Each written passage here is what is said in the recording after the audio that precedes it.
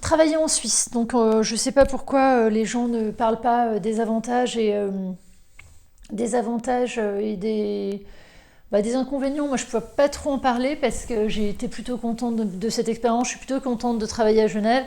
Je travaillais en France dans un hôtel à la montagne où je gagnais 1 500 € par mois. Je travaillais un nombre quand même incalculable d'heures, un boulot qui était pénible, mais je vivais dans un endroit que j'aimais et c'était plutôt un plan de vivre dans une station de ski dans les Alpes du Sud où beaucoup de choses, on avait énormément d'avantages avec les enfants et voilà. Donc j'y trouvais mon intérêt, sauf qu'à un moment mes enfants ont grandi et il a fallu que je trouve une autre solution. Parce que bien sûr, avec 3 enfants, travailler pour 4 personnes, c'est juste un challenge. Quand on a 3 adolescents et qu'on vit seul avec eux, c'est un challenge. Alors, j'ai une amie qui travaillait qui vit à Paris, mon amie Fatima, que j'adore, qui figure dans plusieurs de mes vidéos parce qu'elle est malade actuellement et qu'elle s'est battue contre la maladie et que c'est ce qui m'a donné le déclic pour faire ces vidéos, créer ma chaîne, enfin changer plein de choses dans ma vie. Et du coup, j'ai décidé donc de faire cette vidéo pour vous présenter mes fiches de salaire et mes contrats de travail. Je vais parler d'argent tout à fait ouvertement. Je veux prouver à mes enfants que si je me retrouve dans cette situation-là aujourd'hui, je suis dans une situation de précarité. C'est pas à cause des autres, c'est à cause de moi et de mes décisions qui étaient pourries. Alors, la décision de partir en Suisse, c'est une bonne décision. Attention.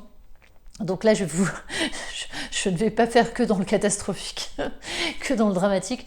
En fait, c'est vraiment important, je pense, de reconnaître. En fait, c'est la première étape, c'est de reconnaître qu'on est responsable de ses décisions, de ses idées, de ses choix, et de ne pas penser qu'on est victime d'une histoire familiale, de ci, de ça. Jusque-là, j'ai pensé que c'était la faute de mes parents, que j'avais pas fait d'études, c'était la faute de mes parents si j'avais pas réussi, c'était la faute de mes parents si c'était de la faute de mes parents pour tout, ma mère est malade. Elle est maniaco-dépressive, voilà, mon père est artiste, enfin bon bref, j'avais toutes les raisons du monde. Donc les autres n'y sont pour rien, si t'as raté ta vie, c'est de ta faute. Moi, jusque-là, j'ai raté ma vie, je me suis retrouvée avec des gens je me suis retrouvée avec, alors autant amoureux que tous les domaines financiers, donc là j'ai plus un rond d'avance. Je me suis retrouvée avec des mecs qui m'ont choisi et que j'ai jamais choisi. Tout dans ta vie, si tu ne gères pas ta vie va s'occuper de... c'est comme si tu étais sur un bateau sur l'océan et puis que tu laissais ta petite barque sans comment on appelle ça là, gouvernail. Je te prie de croire qu'il vaut mieux récupérer la barre. C'est ce que je suis en train de faire. Donc la Suisse, revenons à nos moutons. Donc je suis arrivée à Annecy sans connaître personne en décembre 2016. Il y en a peut-être qui ont vu la vidéo.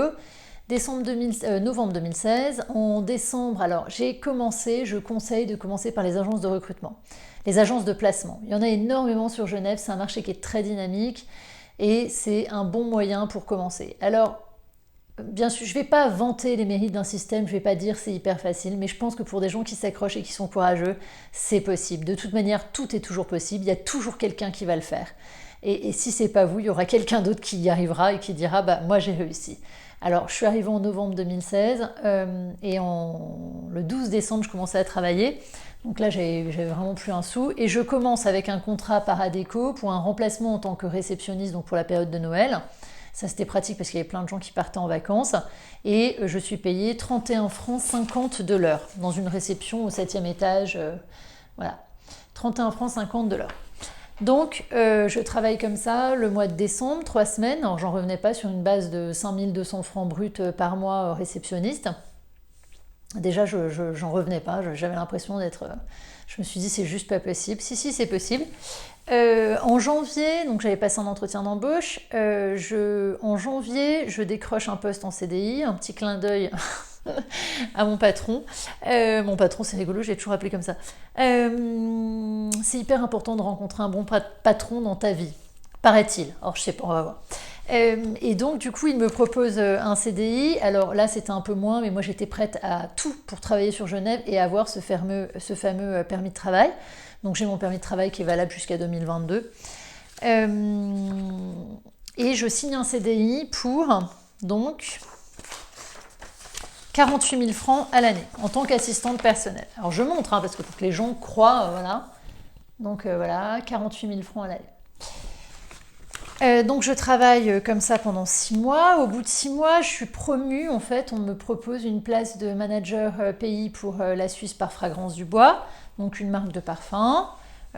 C'était bien sympa. Je négocie mon salaire. Et donc 6 mois après, donc là c'était à partir du 1er juin 2017, donc j'étais arrivée en novembre 2016.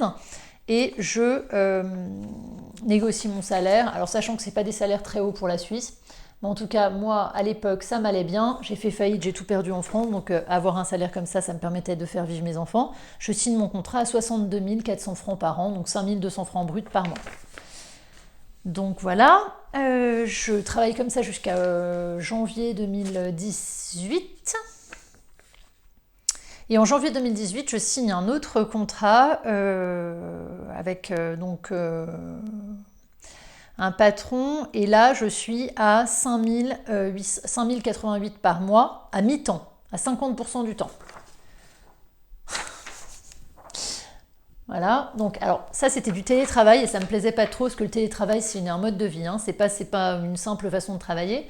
Et donc je quitte, je démissionne et je cherche un nouvel emploi et je suis recrutée, donc je postule à un poste de manager de site et je négocie mon salaire à 6 155 francs sur 13 mois.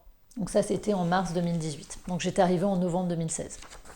82 000 francs par an.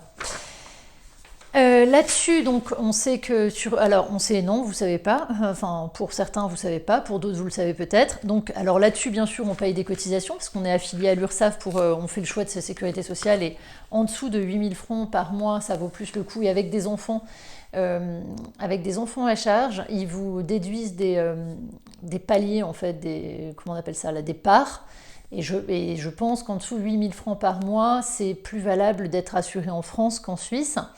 Voilà. Mais si on a des très gros salaires, c'est plus valable de s'assurer en Suisse. Alors sachant que la sécurité sociale en Suisse, ça va être la MAL, ça va être des sécus comme ça, et qu'il y a des grosses franchises. Voilà. Donc il faut faire ces calculs. C'est important de se faire conseiller. Il y a une association pour les frontaliers qui est pas mal et qui peut vous donner des conseils ou même demander, n'hésitez pas à demander autour de vous. Alors là-dessus, on touche, ce qui est précieux, c'est qu'on touche des allocations familiales en Suisse. Donc moi, j'ai 3 enfants, donc à l'époque, en 2016, ils avaient donc 16 ans, 16, 13, 12. Et là, je touche donc 1100 francs d'allocation familiale par mois. Donc ça, c'est des allocations qui sont données pas en fonction du salaire, qui sont données d'office aux gens. C'est 300 francs par enfant, à partir de 16 ans, c'est 400 francs par enfant, et à partir du 3e enfant, quoi qu'il arrive, c'est 400 francs pour le 3e enfant. Donc on se doute bien qu'avec ça, c'est quand même pas rien comme revenu complémentaire. Et par contre, les allocations familiales, on les touche quand on travaille en Suisse. Dès qu'on arrête de travailler en Suisse, on les a plus. C'est tout à fait logique. Alors, on paye l'URSSAF, c'est ce que je disais, mince, j'ai changé de sujet, je suis désolée. On paye l'URSSAF, mais l'URSSAF c'est calculé N-2. Donc du coup, quand on arrive en Suisse, on ne paye pas, la première année, j'ai payé vraiment rien, j'avais 92 € à payer tous les 3 mois, donc 367 € pour l'année d'URSSAF.